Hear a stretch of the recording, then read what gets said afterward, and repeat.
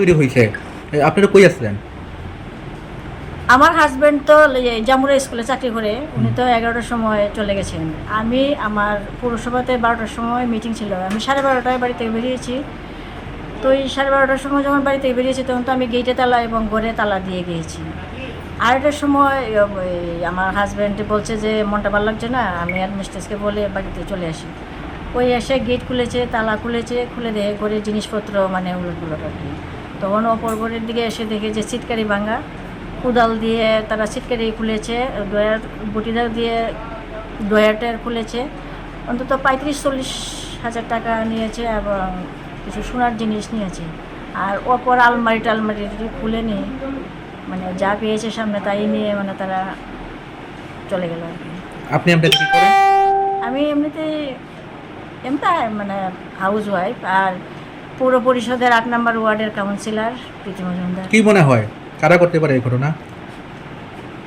এই যে দুপুরবেলার ঘটনাটা, সেটা তো মনে হয় যেন যে এই যে নেশাকৃত যে ছেলেরা আছে মানে অল্প বয়সের যে একটা গ্রুপ আছে, তারাই মনে হয় লক্ষ্য করেছে। আমি যে 12:30টার সময় বেরিয়েছি, আর আমার ওই পাশের বাড়িতে আমার দাদা আছে, আমার বাসুর, উনি টিউশনি করেন। যখন এই ছাত্ররা পড়ে যায়, গার্জিয়ানরা ওদের ছেলেমেয়েদের নিয়ে যাচ্ছে, তখন উনি লক্ষ্য করেছেন যে আমাদের বাড়ির সামনে 3-4 জন ছেলে মানে একটু কেমন যেন ইতস্তত করছে। উনি তো একটা সন্দেহ করেন নিজের দিনের বেলা হয়তো এমন একটা ঘটনা হবে।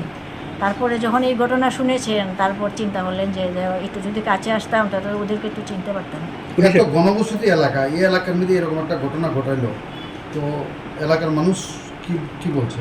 এলাকার মানুষ বলতে সবাই এলাকার মানুষ একটা সন্দেহের বসে আছে যে মানে এত অঞ্চলে একটা নেশার কারবার খুব মানে তারা নেশাগ্রস্ত ছেলেরা আছে যে যারা একটু অল্প বিস্তর এই নাই সেই নাই বাড়িতে চুরি মানে টুকটাক করছে।